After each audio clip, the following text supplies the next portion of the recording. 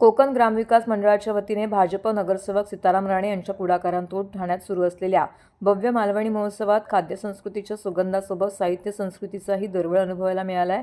मालवणी महोत्सवात लेखिका संध्या सावंत यांच्या छोट्यांच्या मोठ्या विश्वात चला जाऊया या बालसाहित्य कृतीचे प्रकाशन पार पडले।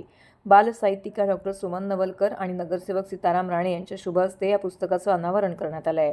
ठाण्याच्या शिवाईनगर उन्नती गार्डन मैदानामध्ये स्वर्गीय अजितदादा पवार महोत्सव नगरीमध्ये मालवणी महोत्सव सुरू आहे। दररोज खवय्यांसह रसिक आणि भाविकांची सांस्कृतिक भूक भागवली जात आहे। यंदा प्रथमच उभारलेल्या स्वर्गीय मंगेश पाडगावकर कलादालनामध्ये साहित्य संमेलनाचं आयोजन करण्यात आलं आहे। छोट्यांच्या मोठ्या विश्वात चला जाऊया या बालसाहित्य कृतीचं प्रकाशन संपन्न झालंय। या प्रसंगी व्यासपीठावरती साहित्यिका प्रज्ञा पंडित, बालसाहित्यप्रेमी राजेंद्र गोसावी, प्राचार्य संतोष राणे, हेमंत पात्रे, समाजसेवक संतोष राणे, मनीष वाघ, अनेक नवोदित कवी उपस्थित होते। पुस्तकांचा आढावा घेत बालसाहित्यिका डॉक्टर सुमन नवलकर आणि पुस्तकातील प्रत्येक कथेचा प्रारंभी केलेले निसर्ग वर्णन विशेष उल्लेखनीय असल्याचं सांगितले।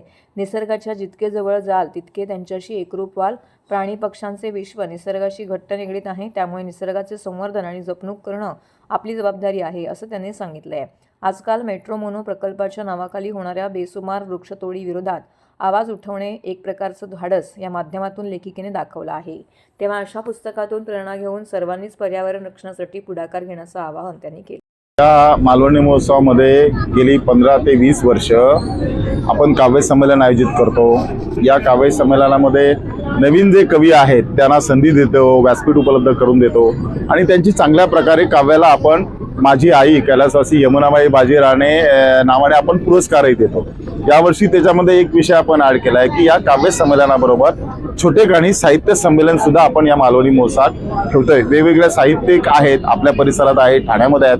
त्यांची एक इच्छा होती की त्यांना सुद्धा व्यासपीठ उपलब्ध करून द्यावं आणि त्यामुळे यावर्षी कवी संमेलनाबरोबर किंवा काव्य संमेलनाबरोबर साहित्य संमेलन सुद्धा आपण छोटेखानी आयोजित करतोय। त्याचं काव्य संमेलन आज झालं, उद्या साहित्य संमेलन आणि बक्षीस वितरण समारंभ उद्या आहे। नव कवी आणि नव लेखक यांना प्रोत्साहन मिळणार 100% या काव्य संमेलन असेल किंवा काव्य स्पर्धा असतील, याच्या सगळ्या नवीन कवींनाच आपण संधी देतो।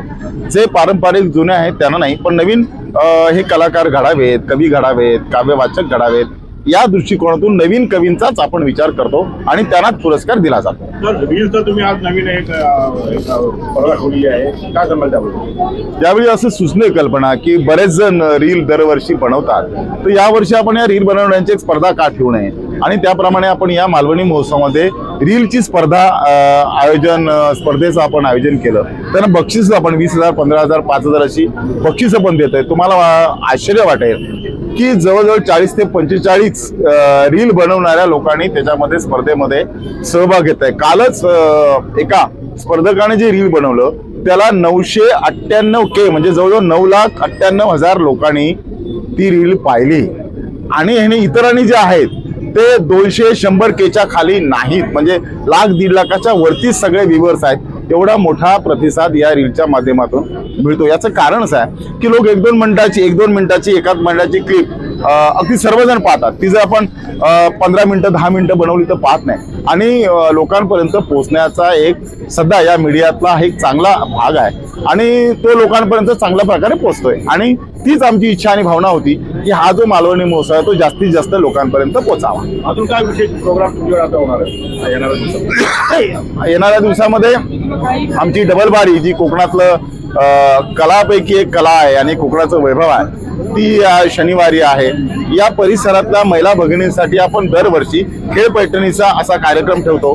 तो कार्यक्रम 2 दिवसाचा आहे आणि मुख्य म्हणजे या परिसरातल्या सगळ्या मुलांना, स्थानिक मुलांना व्यासपीठ उपलब्ध व्हावं यासाठी आमचे प्रयत्न असतात आणि त्यांच्यासाठी आम्ही 2 दिवस राखीव ठेवले। या परिसरातली सगळी मुलं, त्यांची स्पर्धा असते, ग्रुप डान्स असतील, सोलो डान्स असतील, या सगळ्यांच्या स्पर्धा आपण ठेवतो आणि त्याच्यातून त्यांना बक्षीस देतो। माझं नाव संध्या सावंत। मी आज मालवणी जत्रेला भेट दिली, म्हणजे खूप ऐकिबात होतं या जत्रेबद्दल की गेली 27 वर्ष ही जत्रा इथे भरते आणि मी स्वतः तळ कोकणातली असल्यामुळे माझ्यासाठी हे विशेष होतं, कारण आज माझ्या पुस्तकाचं प्रकाशन इथे झालं लेखिका म्हणून आणि मी हा कथासंग्रह लिहिलाय। हा बालकथा संग्रह आहे लहान मुलांसाठी, छोट्यांच्या मोठ्या विश्वात चला फिरायला, असं ह्या कथासंग्रहाचं म्हणजे ह्या कथासंग्रहाचं आज प्रकाशन इथे झालंय आणि शारदा प्रकाशनतर्फे ह्या पुस्तकाचं प्रकाशन केलं गेलंय। आणि या प्रकाशनाच्या उद्घाटनासाठी बोलवलं होतं. सुमन नवलकर मॅडमना बोलवलं होतं, त्यांच्या हस्ते आणि इतर मान्यवरांच्या हस्ते प्रकाशन झालं. प्राध्यापिका प्रज्ञा पंडित, लेखिका, समीक्षक, निरूपणकार. मागचे 27 वर्षे ठाणे नगरीमध्ये हे मालवणी महोत्सव हा साजरा होत आहे. मागच्या अनेक वर्षांपासून मी स्वतः दरवर्षी या महोत्सवात येते. ठाण्यात अनेक महोत्सव होत असतात, पण त्यातल्या सगळ्यात आकर्षणाचा बिंदू म्हणजे हा उत्सव आहे. माझं नाव दीपिका दत्ताराम सुर्वे. मी पण कोकणातली आहे, रत्नागिरी गणपतीपुळ्यातली. आम्ही या मालवणी महोत्सवाला भेट द्यायला आलो आहे. हे इथे येऊन खूप छान वाटतंय, कारण जे कोकणातले उद्योजक आहेत, छोटे मोठे काय उद्योग करतात, त्यांना एक प्रोत्साहन मिळतं आणि हे पाहून खूपच आनंद होतोय. गेली 27 वर्ष या मालवणी महोत्सवाचा सुगंध मी अनुभवतो आहे. माननीय सीताराम राणे साहेबांच्या नेतृत्वाखाली गेली 27 वर्ष हे मालवणी महोत्सव नाही तर सगळं कोकणच इथं अवतरतं. सगळी माणसं, इथल्या सगळ्या ज्या संस्कृती आहेत, सगळे जे आपले जुने परंपरा आहेत आणि जेवढं कोकण आपण हृदयामध्ये आपल्या भरून ठेवलेलं आहे. जसं तिकडे गोव्याला तुम्ही गेलात तर माझ्या गोव्याच्या भूमीत गड्या नारळ मधाचे, कडी कपारी मधुनी, घट फुटती दुधाचे, तसं माझ्या कोकणाच्या भूमीत हे जे सगळं रसमय वातावरण आहे ते सीताराम राणे साहेबांनी इथे उभं केलेलं आहे. म्हणजे मालवणी महोत्सव 2026 27 वर्ष अविरतपणे अखंडपणे सीताराम राणेसाहेब या कार्यक्रमाचं आयोजन करतात आणि हा त्यांच्या यशाचा आलेख आहे. एक व्यक्ती आणि एकाच नगरामध्ये, शिवाजीनगरमध्ये 27 वर्ष कंटिन्यूस हा इथं कार्यक्रम होतोय मालवणी महोत्सव. हे अभिमानास्पद कौतुकास्पद गोष्ट आहे. सीताराम राणे साहेबांनी त्यांच्या योगदानाबद्दल त्यांना त्यांचं बक्षीस पण इथल्या नागरिकांनी त्यांना दिलेले आहेत. नगरसेवक म्हणून ते निवडून आलेले आहेत. त्याचबरोबर या मालवणी जत्रा उत्सवामध्ये जे आपल्या कोकणातील लोक आहेत, कोकणातील त्या लोकांना जे गावी जाऊन जे काय खाद्यपदार्थ आपल्या आवडीचा, जे आपल्या ज्या गावचा जो आस्वाद घ्यायचा असतो खाद्यपदार्थाचा, तो त्या नागरिकांना ह्या ठिकाणी उपलब्ध करून द्यायचं मोठं काम राणेसाहेब या ठिकाणी करतात. नमस्कार, मी ॲडव्होकेट विलास भास्कर गांगण, शिवाजीनगरमध्ये गेली 35 वर्ष राहत आहे. प्रॅक्टिसिंग ॲडव्होकेट आहे आणि गेली 27 वर्ष मालवणी महोत्सव या कार्यक्रमाचं मी अविभाज्य घटक आहे. कारण गेली अनेक वर्ष मी या कार्यक्रमाचं अँकरिंग करत होतो.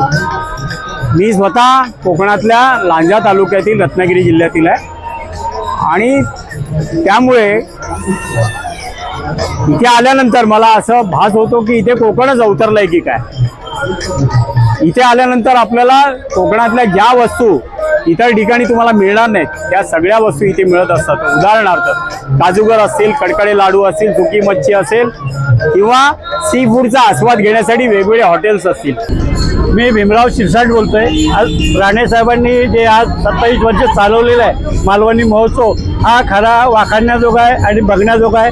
कारण जी मंडळी गावानिकडे आली नोकरीनिमित्त, त्यांना गावी जाऊ शकत नाही यात्रेनिमित्त किंवा महोत्सवाच्या, तर या इथे आल्यानंतर त्यांना संपूर्ण मालवणचं जे काय खाणं पिणं जे काय असेल ते सगळं इथे मिळतं आणि ते सुग्रास असतं आणि चविष्ट असतं असं मी सांगू शकेल एक वर्तकनगर ठाणे नगर नागरिक म्हणून.